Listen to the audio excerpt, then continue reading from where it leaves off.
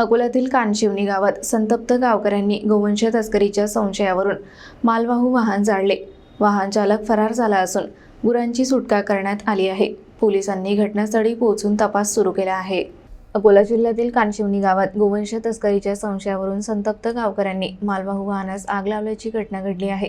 काल सायंकाळी 9:15 वाजता गावकऱ्यांनी 2 मालवाहू वाहनांचा पाठलाग केला। त्यातील एक वाहन त्यांच्या हाती लागले तर दुसरे पसार झाले। गावकऱ्यांनी संशयाच्या आधारे वाहन थांबवले, मात्र वाहन चालक घटनास्थळावरून फरार झाला। त्यामुळे संतप्त ग्रामस्थांनी वाहनातील गुरांची सुटका केली आणि रागाच्या भरात वाहन पेटवले। घटनेची माहिती मिळताच बोरगाव मंजू पोलीस तात्काळ घटनास्थळी दाखल झाले। त्यांनी आग विझवण्यासाठी प्रयत्न केले आणि परिस्थिती नियंत्रणात आणली। गावकऱ्यांनी वारंवार होत असलेल्या गोवंश तस्करीला आळा घालण्यासाठी कडक उपाययोजना करण्याची मागणी केली आहे। या घटनेमुळे कानशिवनी गावात तणावाचे वातावरण पसरले आहे।